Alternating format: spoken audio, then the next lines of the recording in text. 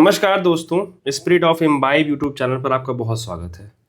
Premchand special series में हम आपके लिए लेकर हाजिर हैं एक नई कहानी जिसका नाम है ढपोर संख। अगर आप इस चैनल पर नए हैं तो पहले इस चैनल को सब्सक्राइब करिए, फिर कहानी को आगे सुनिए। आइए शुरू करते हैं। मुरादाबाद में मेरे एक पुराने मित्र हैं जिन्हें दिल में तो मैं एक रत्न समझता हूँ, पर पुकारता हूँ ढपोर संख कहकर, और वह बुरा भी नहीं मानते। ईश्वर ने उन्हें जितना हृदय दिया है उसकी आधी बुद्धि दी होती तो आज वह कुछ और होते। उन्हें हमेशा तंगहस्त ही देखा, मगर किसी के सामने कभी हाथ फैलाते नहीं देखा। हम और वह साथ पढ़े हैं। खासी बेतकल्लुफी है, पर यह जानते हुए भी कि मेरे लिए 150 रुपए से उनकी मदद करना कोई बड़ी बात नहीं और मैं बड़ी खुशी से करूंगा। कभी मुझसे एक पाई के रवादार न हुए। अगर हीले से बच्चों को 2-4 रुपए दे देता हूँ तो विदा होते समय उसकी दोगुनी रकम के मुरादाबादी बर्तन लादने पड़ते हैं। इसलिए मैंने यह नियम बना लिया है कि जब उनके पास जाता हूँ तो 1-2 दिन में जितनी बड़ी से बड़ी चपत दे सकता हूँ देता हूँ। मौसम में जो महंगी से महंगी चीज होती है वही खाता हूँ और मांग मांग कर खाता हूँ। मगर दिल के ऐसे बेहया हैं कि अगर एक बार भी उधर से निकल जाऊं और उससे न मिलूं तो बुरी तरह डांट बताते हैं। इधर 2-3 साल से मुलाकात न हुई थी। जी देखने को चाहता था। मई में नैनीताल जाते हुए उनसे मिलने के लिए उतर पड़ा। छोटा सा घर है, छोटा सा परिवार, छोटा सा डील। द्वार पर आवाज दी, ढपोर संघ। तुरंत बाहर निकल आए और गले से लिपट गए। तांगे पर से मेरे ट्रंक को उतार कर कंधों पर रखा, बिस्तर बगल में दबाया और घर में दाखिल हो गए। कहता हूँ बिस्तर मुझे दे दो, मगर कौन सुनता है। भीतर कदम रखा तो देवी जी के दर्शन हुए। छोटे बच्चे ने आकर प्रणाम किया। बस यही परिवार है। कमरे में गया तो देखा खतों का एक दफ्तर फैला हुआ है। खतों को सुरक्षित रखने की तो इनकी आदत नहीं। इतने खत किसके हैं? कौतूहल से पूछा। यह क्या कूड़ा फैला रखा है जी, समेटो इसको। देवी जी मुस्कुराकर बोली, अरे कूड़ा ना कहिए, एक एक पत्र साहित्य का रत्न है। आप तो इधर आए नहीं, इनके एक नए मित्र पैदा हो गए हैं। यह उन्हीं के कर कमलों के प्रसाद हैं।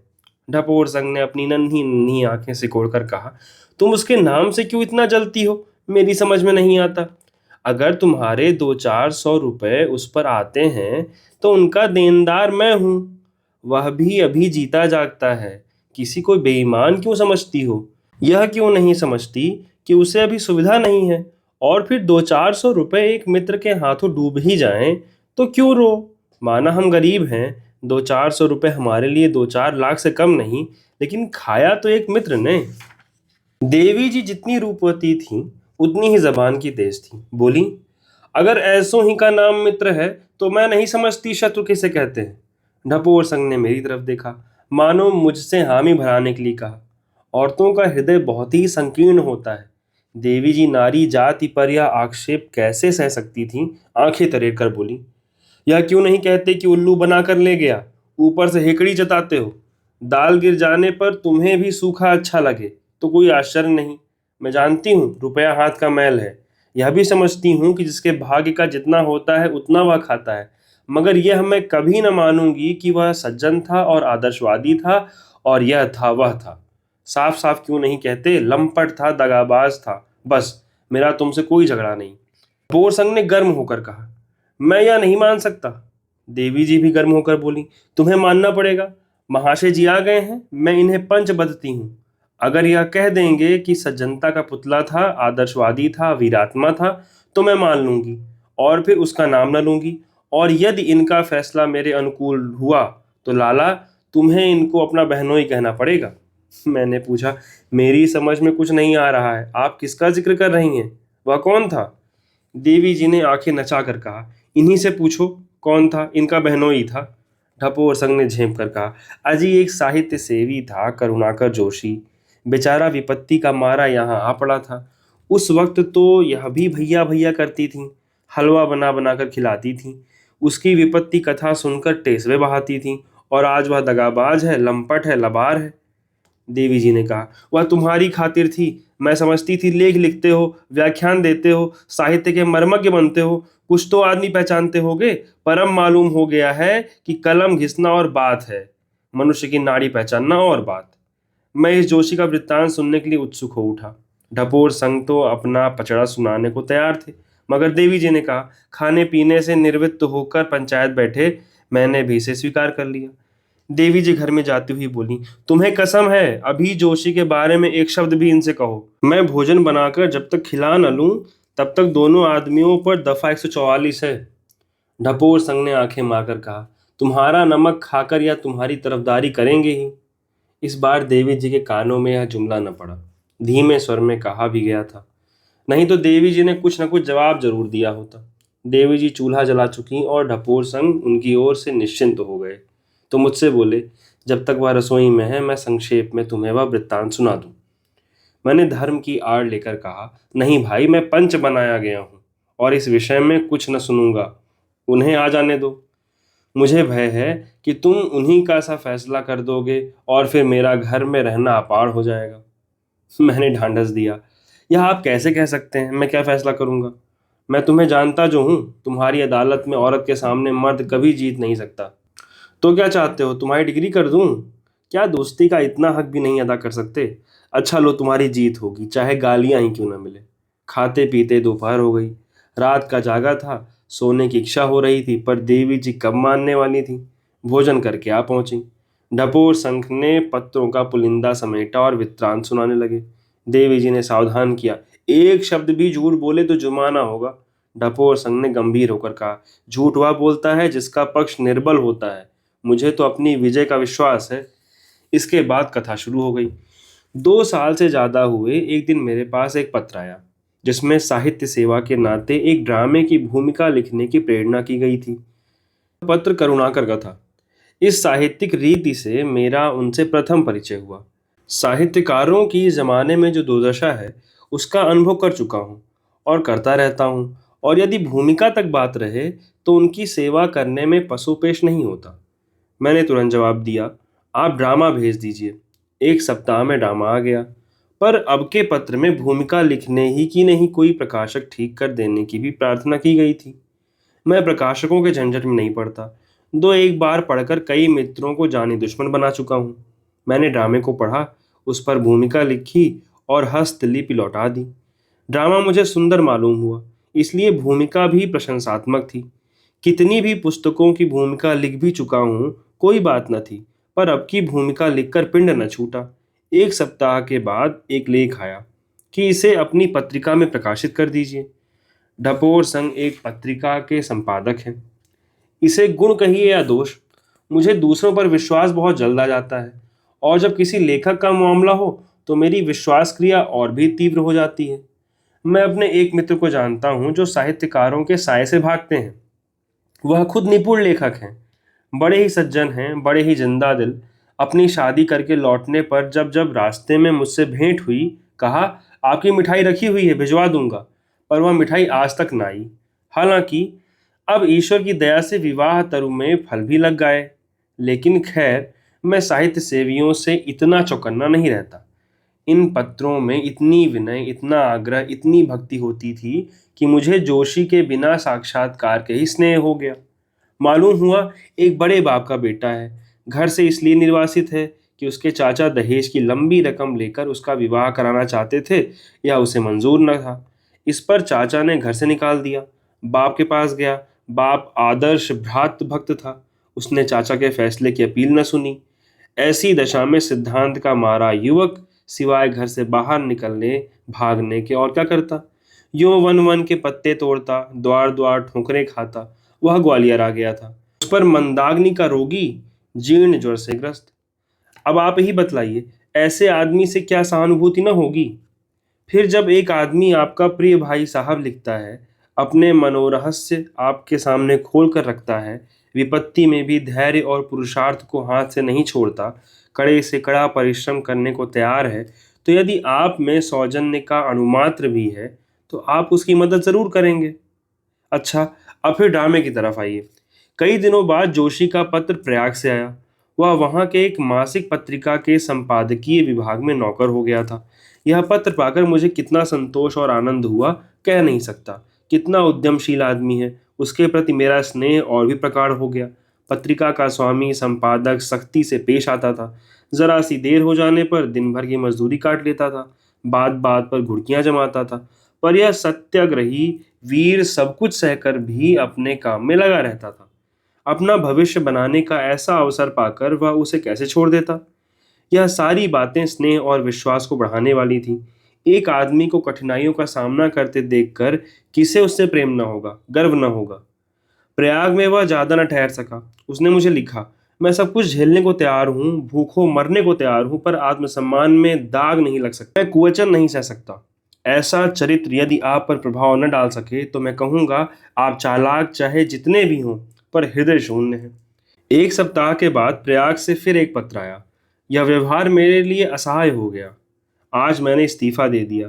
यह न समझिए कि मैंने हल्के दिल से लगी लगाई रोजी छोड़ दी। मैंने वह सब किया जो मुझे करना चाहिए था। यहाँ तक कि कुछ कुछ वह भी किया जो मुझे न करना चाहिए था, पर आत्मसम्मान का खून नहीं कर सकता। अगर यह कर सकता तो मुझे घर छोड़कर निकलने की क्या आवश्यकता थी? मैंने बंबई जाकर अपनी किस्मत आजमाने का निश्चय किया है। मेरा दृढ़ संकल्प है कि अपने घर वालों के सामने हाथ न फैलाऊंगा, उनसे दया की भिक्षा न मांगूंगा। मुझे कुलीगिरी करनी मंजूर है, टोकरी ढोना मंजूर है, पर अपनी आत्मा को कलंकित नहीं कर सकता। मेरी श्रद्धा और बढ़ गई। यह व्यक्ति अब मेरे लिए केवल ड्रामा का चरित्र न था। इसके सुख से सुखी और दुख से दुखी होने पर भी हम दर्शक ही रहते हैं। वह अब मेरे इतने निकट पहुंच गया था कि उस पर आघात होते देखकर मैं उसकी रक्षा करने को तैयार था। उसे डूबते देखकर पानी में कूदने से भी न हिचकता। मैं बड़ी उत्कंठा से उसके बंबई से आने वाले पत्र का इंतजार करने लगा। छठवें दिन पत्र आया। वह बंबई में काम खोज रहा था। लिखा था, घबराने की कोई बात नहीं है, मैं सब कुछ झेलने को तैयार हूँ। फिर दो चार चार दिन के अंतर पर कई पत्र आए। वह वीरों की भांति कठिनाइयों के सामने कमर कसे खड़ा था। हालांकि 3 दिन से उसे भोजन न मिला था। ओह, कितना ऊंचा आदर्श है, कितना उज्जवल चरित्र! मैं समझता हूँ मैंने उस समय बड़ी कृपणता की। मेरी आत्मा ने मुझे धिक्कारा, यह बेचारा इतने कष्ट उठा रहा है और तुम बैठे देख रहे हो। क्यों उसके पास कुछ रुपए नहीं भेजते? मैंने आत्मा के कहने पर अमल न किया, पर अपनी बेदर्दी पर खिन्न अवश्य था। जब कई दिन की बेचैनी भरे हुए इंतजार के बाद यह समाचार आया कि वह एक साप्ताहिक पत्र के संपादकीय विभाग में जगह पा गया है, तो मैंने आराम की सांस ली और ईश्वर को सच्चे दिल से धन्यवाद दिया। साप्ताहिक में जोशी के लेख निकलने लगे। उन्हें पढ़कर मुझे गर्व होता था। कितने सजीव, कितने विचार से भरे लेख थे। उसने मुझसे भी लेख मांगे, पर मुझे अवकाश न था, क्षमा मांगी। हालांकि इस अवसर पर उसको प्रोत्साहन न देने पर मुझे बड़ा खेद होता था। लेकिन शायद बाधाएं हाथ धोकर उसके पीछे पड़ी थीं। पत्र के ग्राहक कम थे। चंदे और डोनेशन से काम चलता था। रुपए हाथ आ जाते तो कर्मचारियों को थोड़ा थोड़ा मिल जाता। नहीं आसरा लगाए काम करते रहते। इस दशा में गरीब ने 3 महीने काटे होंगे। आशा थी 3 महीने का हिसाब होगा तो अच्छी रकम हाथ लगेगी, मगर वहां सूखा जवाब मिला। स्वामी ने टाल उटल दिया। पत्र बंद हो गया और कर्मचारियों को अपना समूह लिए विदा होना पड़ा। स्वामी की सज्जनता में संदेह नहीं, लेकिन रुपए कहाँ से लाता? सज्जनता के नाते लोग आधे वेतन पर काम कर सकते थे, लेकिन पेट बांध कर काम करना अब मुमकिन था। और फिर बंबई का खर्च। बेचारे जोशी को फिर ठोकरें खानी पड़ी। मैंने खत पढ़ा तो बहुत दुख हुआ। ईश्वर ने मुझे इस योग्य न बनाया, नहीं बेचारा क्यों पेट के लिए यूं मारा मारा फिरता। अब की बार बहुत हैरान न होना पड़ा। किसी मील में गांठों पर नंबर लिखने का काम मिल गया। 1 रुपया रोज मजदूरी थी। बंबई में 1 रुपया इधर के 4 आने बराबर समझो। कैसे उसका काम चलता था ईश्वर ही जाने। कई दिन के बाद एक लंबा पत्र आया। एक जर्मन एजेंसी उसे रखने पर तैयार थी, अगर तुरंत 100 रुपए की जमानत दे सके। एजेंसी यहाँ की फौजों में जूते, सिगार, साबुन आदि सप्लाई करने का काम करती थी। अगर यह जगह मिल जाती तो उसके दिन आराम से कटने लगते। लिखा था, अब जिंदगी से तंग आ गया हूँ। हिम्मत ने जवाब दे दिया, आत्महत्या करने के सिवा कोई और उपाय नहीं सूझता। केवल माता जी की चिंता है, रो रो कर प्राण दे देंगी। पिताजी के साथ उन्हें शारीरिक सुखों की कमी नहीं, पर मेरे लिए उनकी आत्मा तड़पती रहती है। मेरी यही अभिलाषा है कि कहीं बैठने का ठिकाना मिल जाता तो एक बार उन्हें अपने साथ रखकर उनकी जितनी सेवा हो सकती करता। इसके सिवा मुझे कुछ अच्छा नहीं लगता। कोई इच्छा नहीं है, लेकिन जमानत कहाँ से लाऊं? बस कल का दिन और है, परसों कोई दूसरा उम्मीदवार जमानत देकर यह ले लेगा और मैं ताकता रह जाऊंगा। एजेंट मुझे रखना चाहता है, लेकिन अपने कार्यालय के लिए नियमों को क्या करे। इस पत्र ने मेरी कृपण प्रकृति को भी वशीभूत कर लिया। इच्छा हो जाने पर कोई न कोई राह निकल आती है। मैंने रुपए भेजने का निश्चय कर लिया। अगर इतनी मदद से एक युवक का जीवन सुधर रहा हो तो कौन ऐसा नहीं करेगा जो मुँह छुपा ले। इससे बड़ा रुपयों का और क्या सदुपयोग हो सकता है। हिंदी में कलम घिसने वालों के पास इतनी बड़ी रकम जरा मुश्किल ही से निकलती है, पर संयोग से उस वक्त मेरे कोष में इतने रुपए मौजूद थे। मैं इसके लिए अपनी कृपणता का ऋणी हूँ। देवी जी की सलाह ली, वह बड़ी खुशी से राजी हो गईं। हालांकि अब सारा दोष मेरे ही सिर मर जाता है। कल रुपयों का पहुंचना आवश्यक था, नहीं तो अवसर हाथ से निकल जाएगा। मनी ऑर्डर 3 दिन में पहुंचेगा। मैं तुरंत तार घर गया और तार से रुपए भेज दिए। जिसने बरसों की कतर ब्योत के बाद इतने रुपए जोड़े हों और जिसे भविष्य की अभाव में ही दिखता हो, वही उस आनंद का अनुभव कर सकता है जो इस समय मुझे हुआ। सेठ अमीर चंद को 10 लाख का दान करके भी इतना आनंद न हुआ होगा। दिया तो मैंने ऋण समझ कर ही, पर वह दोस्ती का ऋण था जिसका अदा होना स्वप्न का यथार्थ होना है। उस पत्र को मैं कभी ना भूलूंगा जो धन्यवाद के रूप में चौथे दिन मुझे मिला। कैसे सच्चे उद्गार थे, एक एक शब्द अनुग्रह में डूबा हुआ। मैं उसे साहित्य की एक चीज समझता हूँ। देवी जी ने चुटकी ली। 100 रुपए में उससे बहुत अच्छा पत्र मिल सकता है। ढपोर संघ ने कुछ जवाब न दिया, कथा कहने में तन्मय थे। बंबई में वह किसी प्रसिद्ध स्थान पर ठहरा था। केवल नाम और पोस्ट बॉक्स लिखने से ही उसे पत्र मिल जाता था। वहां से कई पत्र आए। वह प्रसन्न था। देवी जी बोली, प्रसन्न क्यों ना होता, कंपे में एक चिड़िया जो फंस गई थी। ढपोर संघ ने चिढ़कर कहा, या तो मुझे कह लेन दो या तो तुम कहो, बीच में बोलो मत। बंबई से कई दिन के बाद एक पत्र आया कि एजेंसी ने उसके व्यवहार से प्रसन्न होकर उसे काशी में नियुक्त कर दिया है और वह काशी आ रहा है। उसे वेतन के उपरांत भत्ता भी मिलेगा। काशी में उसके एक मौसा थे जो वहाँ के प्रसिद्ध डॉक्टर थे, पर वह उनके घर तक न उतर कर अलग ठहरा। इससे उसके आत्मसम्मान का पता चलता है। मगर 1 महीने में काशी से उसका जी भर गया। शिकायत से भरे पत्र आने लगे। सुबह से शाम तक फौजी आदमियों की खुशामद करनी पड़ती है। सुबह का गया गया 10 बजे रात को घर आता हूँ। उस वक्त अकेला अंधेरा, घर देखकर चित्त दुख से भर जाता है। किससे बोलूं, किससे हंसूं। बाजार की पूरियां खाते खाते तंग आ गया हूँ। मैंने समझा था अब कुछ दिन चैन से कटेंगे, लेकिन मालूम होता है अभी किस्मत में ठोकरें खाना लिखा है। मैं इस तरह जीवित नहीं रह सकता। रात रात भर पड़ा रोता रहता हूँ आदि। मुझे इन पत्रों में वह अपने आदर्श से गिरता हुआ मालूम हुआ। मैंने उसे समझाया, लगी रोजी न छोड़ो, काम किए जाओ। जवाब आया, मुझसे अब यहाँ नहीं रहा जाता। फौजियों का व्यवहार असहाय है। फिर मैनेजर साहब मुझे रंगून भेज रहे हैं और रंगून जाकर मैं बच नहीं सकता। मैं कोई साहित्यिक काम करना चाहता हूँ, कुछ दिन आपकी सेवा में रहना चाहता हूँ। मैं इस पत्र का जवाब देने ही जा रहा था कि एक पत्र फिर आया। मैं कल देहरादून एक्सप्रेस से आ रहा हूँ। दूसरे दिन वह आ पहुंचा। दुबला सा आदमी, सांवला रंग, लंबा मुंह, बड़ी बड़ी आंखें, अंग्रेजी वेश, साथ में कई चमड़े के ट्रंक, एक सूटकेस, एक होलडाल। मैं तो उसका ठाठ देखकर दंग रह गया। देवी जी ने टिप्पणी की, फिर भी तो न चेते। मैंने समझा था गाढ़े का कुर्ता, चप्पल, ज्यादा से ज्यादा फाउंटेन पेन वाला आदमी होगा, मगर यह महाशय तो पूरे साहब बहादुर निकले। मुझे इस छोटे से घर में इन्हें ठहराते हुए संकोच हुआ। देवी जी से बिना बोले न रहा गया। आते ही श्री चरणों पर सिर तो रख दिया। अब और क्या चाहते थे। ढपोर संग अब की मुस्कुराए। देखो श्यामा, बीच बीच में टोको मत। अदालत की प्रतिष्ठा यह कहती है कि अभी चुपचाप सुनती जाओ, जब तुम्हारी बारी आए तो जो चाहे कहना। फिर सिलसिला शुरू हुआ था। तो दुबला पतला मगर बड़ा फुर्तीला, बातचीत में बड़ा चतुर, एक जमुला अंग्रेजी बोलता, एक जुमला हिंदी और हिंदी अंग्रेजी की खिचड़ी, जैसे आप जैसे सभ्य लोग बोलते हैं। बातचीत शुरू हुई। आपके दर्शनों की बड़ी इच्छा थी। मैंने जैसे अनुमान किया था वैसे ही आपको देखा। बस अब मालूम हो रहा है कि मैं भी आदमी हूँ, इतने दिनों तक कैदी था। मैंने कहा, तो क्या इस्तीफा दे दिया?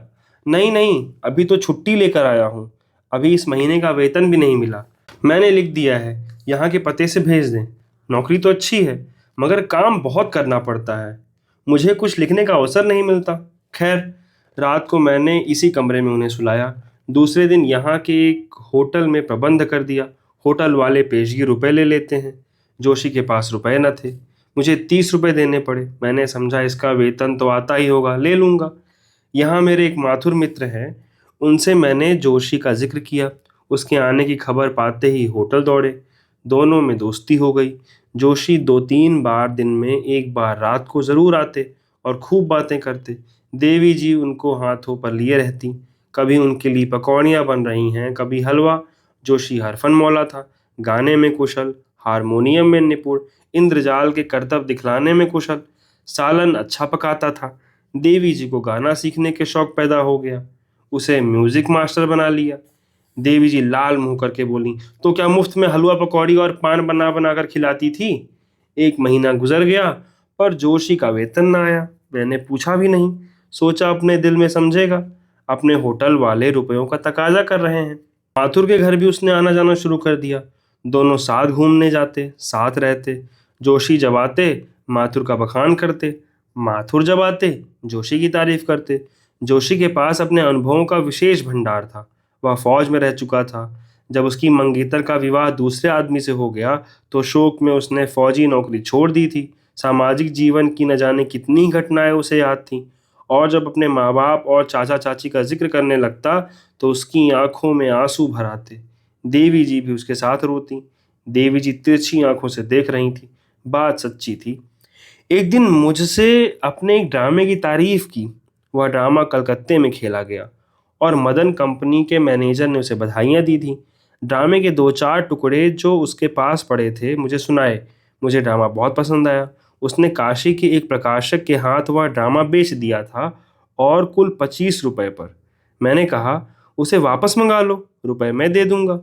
ऐसी सुंदर रचना किसी अच्छे प्रकाशक को देंगे या किसी थिएटर कंपनी से खिलवाएंगे? 3-4 दिन बाद मालूम हुआ कि प्रकाशक अब 50 रुपए लेकर लौट आएगा। कहता है, मैं इसका कुछ अंश छपा चुका हूँ। मैंने कहा, मंगा लो, 50 रुपए ही सही। ड्रामा वीपी से वापस आया। मैंने 50 रुपए दे दिए। महीना खत्म हो रहा था। होटल वाले दूसरे महीना शुरू होते ही रुपए पेशगी मांगेंगे। मैं इसी चिंता में था कि जोशी ने आकर कहा, मैं अब माथुर के साथ रहूंगा। बेचारा गरीब आदमी है, अगर मैं 20 रुपए भी दे दूंगा तो उसका काम चल जाएगा। मैं बहुत खुश हुआ। दूसरे दिन वह माथुर के घर डट गया। जब आता, तो माथुर के घर का कोई न कोई रहस्य लेकर आता। यह तो मैं जानता था कि माथुर की आर्थिक दशा अच्छी नहीं। बेचारा रेलवे के दफ्तर में नौकर था, वह नौकरी भी छूट गई थी। मगर यह न मालूम था कि उसके यहाँ फाके हो रहे हैं। कभी मालिक मकान आकर गालियां सुना जाता है, कभी दूध वाला, कभी बनिया, कभी कपड़े वाला। बेचारा उनसे मुंह छिपाता फिरता है। जोशी आंखों में आंसू भर भर कर उसके संकटों की करुण कहानी कहता और रोता। मैं तो जानता था, मैं ही एक आफत का मारा हूँ। माथुर की दशा देखकर मुझे अपनी विपत्ति भूल गई। तुझे अपनी ही चिंता है, कोई दूसरी फिक्र नहीं? जिसके द्वार पर जा पड़ूं 2 रोटियां मिल जाएंगी, मगर माथुर के पीछे तो पूरा खटला है। माँ, 2 विधवा बहनें, एक भांजी, 2 भांजे, एक छोटा भाई। इतने बड़े परिवार के लिए 50 रुपए तो केवल रोटी दाल के लिए चाहिए। माथुर सच्चा वीर है, देवता है, इतने बड़े परिवार का पालन कर रहा है। वह अब अपने लिए नहीं, माथुर के लिए दुखी था। देवी जी ने टीका की, जब ही माथुर की भांजी पर डोले डाल रहा था, दुख का भार कैसे हल्का करता? ढपोर संग ने बिगड़ कर कहा, अच्छा तो अब तुम ही कहो। मैंने समझाया, तुम तो जरा रुको, जरा जरा सी बात पर तिनक उठते हो। क्या तुम समझते हो यह फुलझड़ियां मुझे न्याय पथ से विचलित कर देंगी? फिर कहानी शुरू हुई। एक नए दिन आकर बोला, आज मैंने माथुर के उद्धार का उपाय सोच निकाला। मेरे एक माथुर मित्र बैरिस्टर हैं।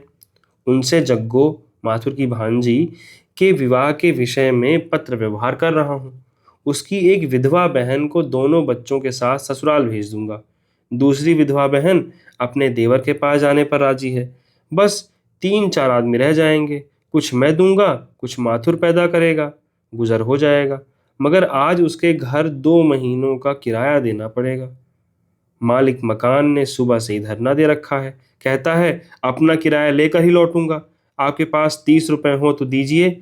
माथुर के छोटे भाई का वेतन कल परसों तक मिल जाएगा, रुपए मिल जाएंगे।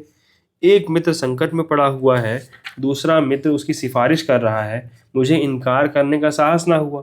देवी जी ने उस वक्त नाक भौं जरूर सिकोड़ा था, पर मैंने न माना। रुपए दे दिए। देवी जी ने डंक मारा। यह क्यों नहीं कहते कि वह रुपए मेरी बहन से बर्तन खरीद कर बेचने के लिए भेजे थे? ढपोर संघ ने गुस्सा पीकर कहा, खैर यही सही, मैंने रुपए दे दिए, मगर मुझे यह उलझन होने लगी कि इस तरह तो मेरा कचूमर ही निकल जाएगा। माथुर पर एक न एक संकट रोज ही सवार रहेगा। मैं कहाँ तक उन्हें उबारूंगा? जोशी भी जान खा रहा था कि कहीं कोई जगह दिला दीजिए। संयोग से उन्हीं दिनों मेरे एक आगरे के मित्र आ निकले। काउंसिल के मेंबर थे, अब जेल में हैं। गाने बजाने का शौक है, दो एक ड्रामे भी लिख चुके हैं। अच्छे अच्छे रईसों से परिचय है, खुद भी बड़े रसिक हैं। अब कि वह आए तो मैंने जोशी का उनसे जिक्र किया, उसका ड्रामा भी सुनाया। बोले तो वो मेरे साथ कर दीजिए, अपना प्राइवेट सेक्रेटरी बना लूंगा। मेरे घर में रहे, मेरे साथ घर के आदमी की तरह रहे, जेब खर्च के लिए मुझसे 30 रुपये महीना लेता जाए, मेरे साथ ड्रामा लिखे। मैं फूला न समाया, जोशी से कहा। जोशी भी तैयार हो गया, लेकिन जाने के पहले उसे कुछ रुपयों की ज़रूरत हुई। एक भले आदमी के साथ फटे हालों तो जाते नहीं बनता, और यही उचित था कि पहले ही दिन से रुपए का तकादा होने लगे। बहुत काट छांट करने पर भी 40 रुपए का खर्च निकल आया। जूते टूट गए थे, धोतियां फट गई थीं, और भी कई खर्च थे जो इस वक्त याद नहीं आते। मेरे पास रुपए न थे, श्यामा से मांगने का हौसला न हुआ।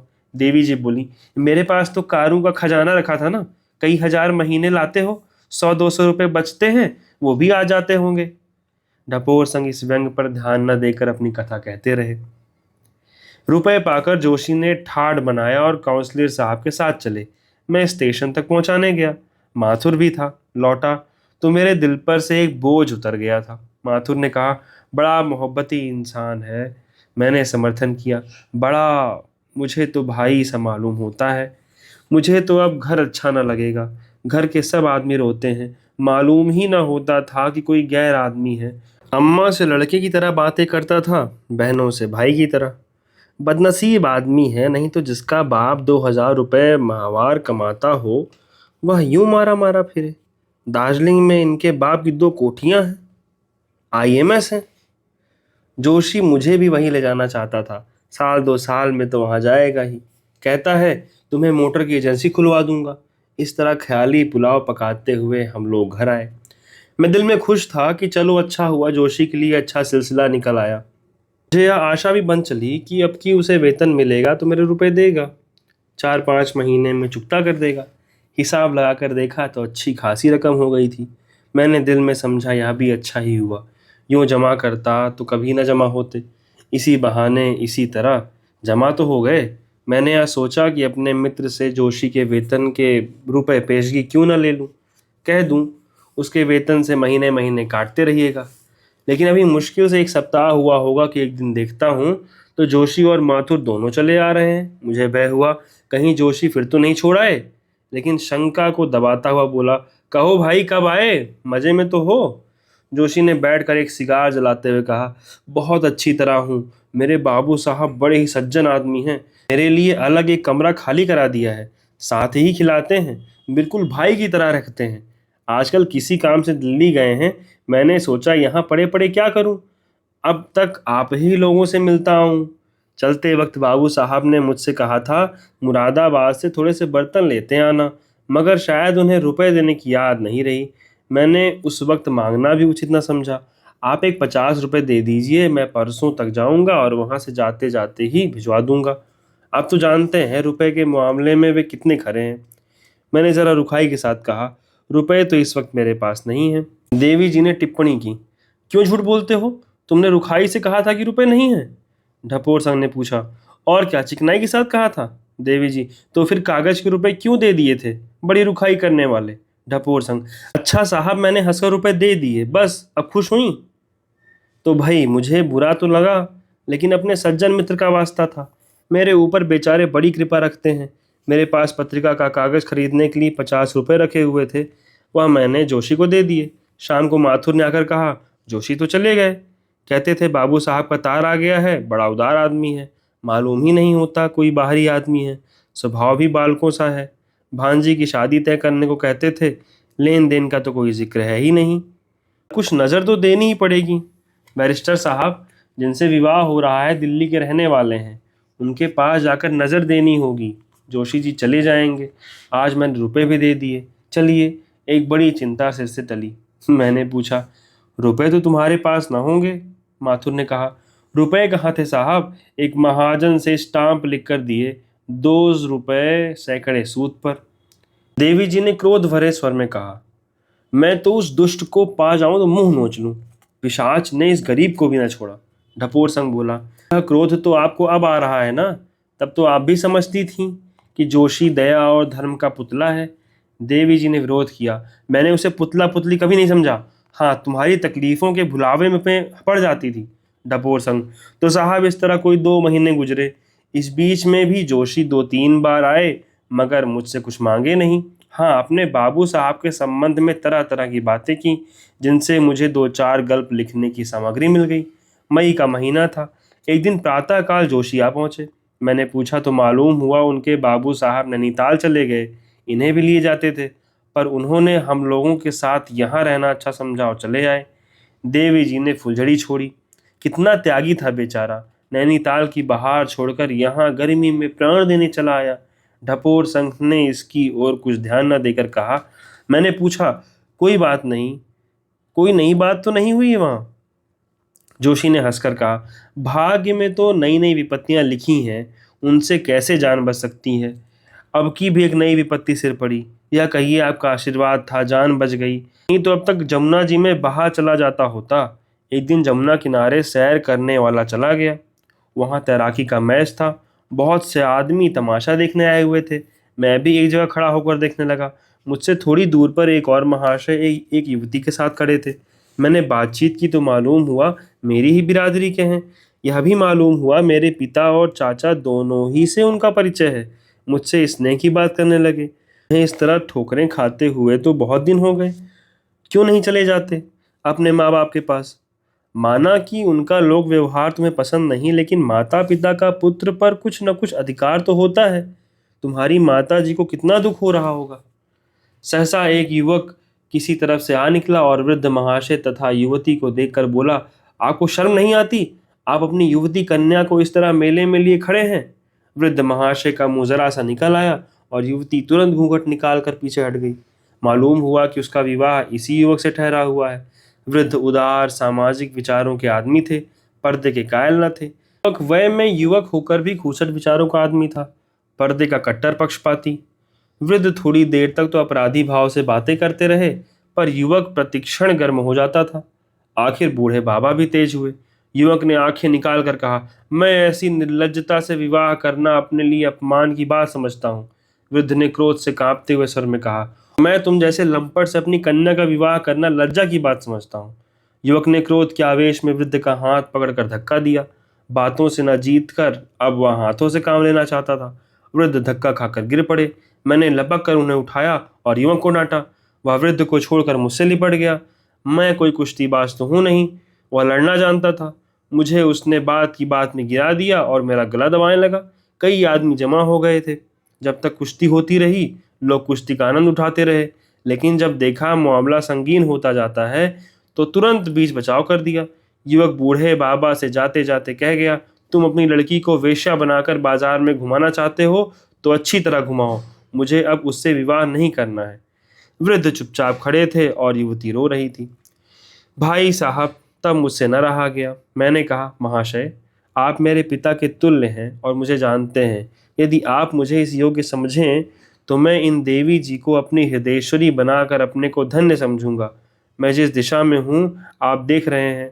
संभव है मेरा जीवन इसी तरह कट जाए, लेकिन श्रद्धा, सेवा और प्रेम यदि जीवन को सुखी बना सकता है तो मुझे विश्वास है कि देवी के प्रति मुझ में इन भावों की कमी न रहेगी। बूढ़े बाबा ने गदगद होकर मुझे कंठ से लगा लिया। उसी क्षण मुझे अपने घर ले गए, भोजन कराया और विवाह का शगुन कर दिया। मैं एक बार युवती से मिलकर उसकी सम्मति लेना चाहता था। बूढ़े बाबा ने मुझे इसकी सहर्ष अनुमति दे दी। युवती से मिलकर मुझे ज्ञात हुआ कि वह रमणियों में रत्न है। मैं उसकी बुद्धिमत्ता देखकर चकित हो गया। मैंने अपने मन में जिस सुंदरी की कल्पना की थी वह उससे हूबहू मिलती थी। मुझे उतनी ही देर में विश्वास हो गया कि मेरा जीवन उसके साथ सुखी होगा। मुझे अब आशीर्वाद दीजिए। युवती आपकी पत्रिका बराबर पढ़ती है और आपसे उसे बड़ी श्रद्धा है। जून में विवाह होना निश्चित हुआ है। मैंने स्पष्ट कह दिया, मैं जेवर कपड़े नाम मात्र को लाऊंगा, न कोई धूमधाम ही करूँगा। वृद्ध ने कहा, मैं तो स्वयं यही कहने वाला था। मैं कोई तैयारी नहीं चाहता, न धूमधाम की मुझे इच्छा है। जब मैंने आपका नाम लिया कि वह मेरे बड़े के तुल्य हैं, बहुत प्रसन्न हुए। आपके लेखों को वह बड़े आदर से देखते हैं। मैंने कुछ खिन्न होकर कहा, यह तो सब कुछ है, लेकिन इस समय तुम्हें विवाह करने का सामर्थ्य भी नहीं है। और कुछ न हो तो 50 रुपए की बंधी हुई आमदनी तो होनी ही चाहिए। जोशी ने कहा, भाई साहब, मेरा उद्धार विवाह से ही होगा। मेरे घर से निकलने का कारण भी विवाह ही था और घर वापस जाने का कारण भी विवाह ही होगा। जिस समय प्रमिला हाथ बांधो हुए जाकर पिताजी के चरणों पर गिर पड़ेगी, उनका पाषाण हृदय भी पिघल जाएगा। समझेंगे विवाह तो हो ही चुका, अब वधू पर क्यों जुल्म किया जाए। जब उसे आश्रय मिल जाएगा तो मुझे झकमार कर बुलाएंगे। मैं इसी जिद पर घर से निकला था कि अपना विवाह अपने इच्छानुसार बिना कुछ लिए दिए करूंगा, और वह मेरी प्रतिज्ञा पूरी हुई जा रही है। प्रमिला इतनी चतुर है कि वह मेरे घर वालों को चुटकियों में मना लेगी। मैंने तखफीना लगा दिया। कुल 300 रुपये खर्च होंगे और यही 300-400 रुपये मुझे ससुराल से मिलेंगे। मैंने सोचा है प्रमिला को पहले यहीं लाऊंगा, यहीं से वह मेरे घर पत्र लिखेगी और आप देखिएगा, तीसरे ही दिन चचा साहब गहनों की पिटारी लिए हुए आ पहुंचेंगे। विवाह हो जाने पर वह कुछ नहीं कर सकते, इसलिए मैंने विवाह की खबर नहीं दी। मैंने कहा, लेकिन मेरे पास तो अभी कुछ भी नहीं है भाई, मैं 300 रुपये कहाँ से लाऊंगा। जोशी ने कहा, 300 रुपये नगद थोड़े ही लगेंगे, कोई 100 रुपये के कपड़े लगेंगे, 100 रुपये की एक सुहाग की चीज़ें बनवा लूँगा और 100 रुपये राह खर्च नहीं समझ लीजिए। उनका मकान काशीपुर में है, वहीं से विवाह करेंगे। यह बंगाली सोनार जो सामने है, आपके कहने से 1 सप्ताह के वादे पर जो जो चीज़ें मांगूंगा दे देगा। बजाज भी आपके कहने से दे देगा। नगद मुझे कुल 100 रुपये की ज़रूरत पड़ेगी और जो ही उधर से लौटा त्यों ही दे दूंगा। बारात में आप और मधुर के सिवा कोई तीसरा आदमी न होगा। आपको मैं कष्ट नहीं देना चाहता, लेकिन जिस तरह अब तक आपने मुझे भाई समझकर सहायता दी है, उसी तरह एक बार और दीजिए। मुझे विश्वास था कि आप इस शुभ कार्य में आपत्ति न करेंगे, इसलिए मैंने वचन दे दिया। अब तो आपको यह डोंगी पार लगानी ही पड़ेगी। देवी जी बोली, मैं कहती थी उसे एक पैसा मत दो, कह दो हम तुम्हारी शादी विवाह के झंझट में नहीं पड़ सकते। ठपोर संघ ने कहा, हाँ तुमने अब की बार जरूर समझाया, लेकिन मैं क्या करता। शादी का मामला, उस पर उसने मुझे भी घसीट लिया था। अपनी इज्जत का कुछ ख्याल तो करना ही पड़ता था। देवी जी ने मेरा लिहाज किया और चुप हो गई। अब मैं उस वृत्तांत को न बढ़ाऊंगा। सारांश यह है कि जोशी ने ढपोर संघ के मत्थे 100 रुपये के कपड़े और 100 रुपये के कुछ ऊपर के गहनों का बोझ लादा। बेचारे ने एक मित्र से 100 रुपये उधार लेकर उसके सफ़र खर्च को दिया। खुद ब्याह में शरीक हुए। ब्याह में खासी धूमधाम रही। कन्या के पिता ने मेहमानों का आदर सत्कार खूब किया। उन्हें जल्दी थी, इसलिए वह खुद तो दूसरे ही दिन चले गए, पर माथुर जोशी के साथ विवाह के अंत तक रहा। ढपोर संघ को आशा थी कि जोशी ससुराल के रुपए पाते ही माथुर के हाथों भेज देगा या खुद लेता आएगा, मगर माथुर भी दूसरे दिन आ गए खाली हाथ, और यह खबर लाए कि जोशी को ससुराल में कुछ भी नहीं मिला। माथुर ने उन्हें अब मालूम हुआ कि लड़की ने जमुना तट पर मिलने की बात सर्वथा निर्मूल थी। इस लड़की से जोशी बहुत दिनों तक पत्र व्यवहार करता रहा था। फिर तो ढपोर संघ के कान खड़े हो गए। माथुर से पूछा, अच्छा, यह बिल्कुल कल्पना थी उसकी। माथुर, जी हाँ। ढपोर संघ, अच्छा, तुम्हारी भांजी के विवाह का क्या हुआ। माथुर, अभी तो कुछ नहीं हुआ। ढपोर संघ, मगर जोशी ने कई महीने तक तुम्हारी सहायता तो खूब की। माथुर, मेरी सहायता वह क्या करता। हाँ, दोनों जून भोजन भले कर लेता था। ढपोर संघ, तुम्हारे नाम पर उसने मुझसे जो रुपए लिए थे वह तो तुम्हें दिए होंगे। माथुर, क्या मेरे नाम पर भी उसने रुपए लिए थे। ढपोर संघ, हाँ भाई, तुम्हारे घर का किराया देने के लिए तो ले गया था। माथुर, सरासर बेईमानी, मुझे उसने एक पैसा भी नहीं दिया, उल्टे और एक महाजन से मेरे नाम पर 100 रुपयों का स्टाम्प लिखकर रुपए लिए। मैं क्या जानता था कि धोखा दे रहा है। संयोग से उसी वक्त आगरे से वह सज्जन आ गए जिनके पास जोशी कुछ दिनों रहा था। उन्होंने माथुर को देखकर पूछा, अच्छा, आप अभी जिंदा हैं। जोशी ने तो कहा था माथुर मर गया। माथुर ने हंसकर कहा, मेरे तो सिर में दर्द भी नहीं हुआ। ढपोर संघ ने पूछा, अच्छा, आपके मुरादाबादी बर्तन तो पहुंच गए। आगरा निवासी मित्र ने कौतूहल से पूछा, कैसे मुरादाबादी बर्तन? वही जो आपने जोशी की मार्फत मंगवाए थे। मैंने कोई चीज उसकी मार्फत नहीं मंगवाई। मुझे जरूरत होती तो आपको सीधे ना लिखता। माथुर ने हंसकर कहा। तो यह रुपए भी उसने हजम कर लिए। आगरा निवासी मित्र बोले। मुझसे भी तो तुम्हारी मृत्यु के बहाने 100 रुपए लाया था। यह तो एक ही जालिया निकला। उफ, कितना बड़ा चकमा दिया है इसने। जिंदगी में यह पहला मौका है कि मैं यूं बेवकूफ बना। बच्चा को पा जाऊं तो 3 साल को भिजवाऊं। कहाँ है आजकल? माथुर ने कहा। अभी तो ससुराल में है। ढपोर संघ का वृत्तांत समाप्त हो गया। जोशी ने उन्हीं को नहीं, माथुर जैसे और गरीब आगरा निवासी सज्जन जैसे घाक को भी उल्टे छुरे से मुड़ा, और अगर भंडा न फूट गया होता तो अभी न जाने कितने दिनों तक मूड़ता। उसकी इन मौलिक चालों पर मैं मुग्ध हो गया। बेशक अपने फन का उस्ताद है, छटा हुआ गुरका। देवी जी बोली। सुन ली आपने सारी कथा? मैंने डरते डरते कहा। हाँ, सुन तो ली।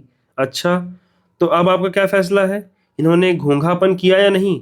जिस आदमी को एक एक पैसे के लिए दूसरों का मुंह ताकना पड़े, वह घर के 500 5 से 600 रुपए इस तरह उड़ा दे, इसे आप उसकी सज्जनता कहेंगे या बेवकूफ़ी?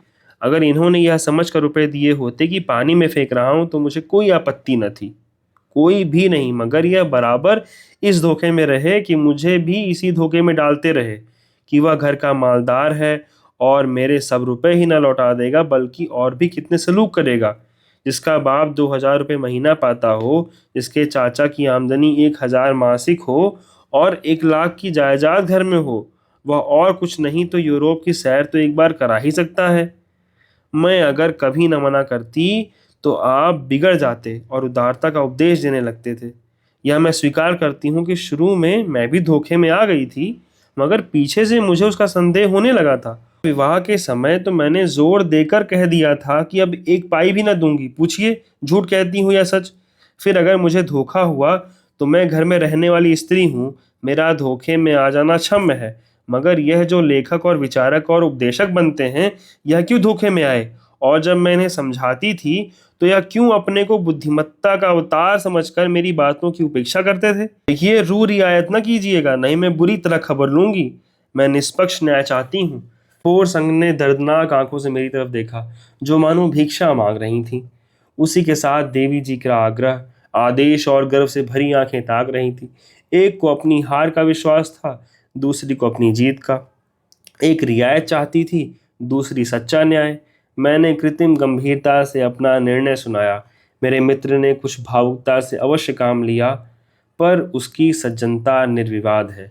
ढपोर संघ उछल पड़े और मेरे गले लिपट गए। देवी जी ने सगर्व नेत्रों से देखकर कहा, यह तो मैं जानती ही थी कि चोर चोर मौसेरे भाई होंगे।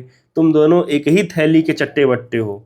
अब तक रुपए में एक पाई मर्दों का विश्वास था, आज तुमने वह भी उठा दिया। आज निश्चय हुआ कि पुरुष छली, कपटी, विश्वासघाती और स्वार्थी होते हैं। मैं इस निर्णय को नहीं मानती। मुफ्त में ईमान बिगाड़ना इसी को कहते हैं। भला मेरा पक्ष लेते तो अच्छा भोजन मिलता, उनका पक्ष लेकर आपको सड़े सिगरेटों के सिवा और क्या हाथ लगेगा। खैर, हांडी गई, कुत्ते की जात तो पहचानी गई। उस दिन से 2-3 बार देवी जी से भेंट हो चुकी है और वही फटकार सुननी पड़ती है। वह ना क्षमा चाहती हैं, ना क्षमा कर सकती हैं। शुक्रिया दोस्तों, ये कहानी यहीं समाप्त होती है। अगर आपको ये कहानी पसंद आई हो तो प्लीज़ इसे लोगों से साझा करें और अपने व्यंग, अपनी बातें, अपने विचार ज़रूर हमें कमेंट बॉक्स में बताएं। बहुत बहुत धन्यवाद।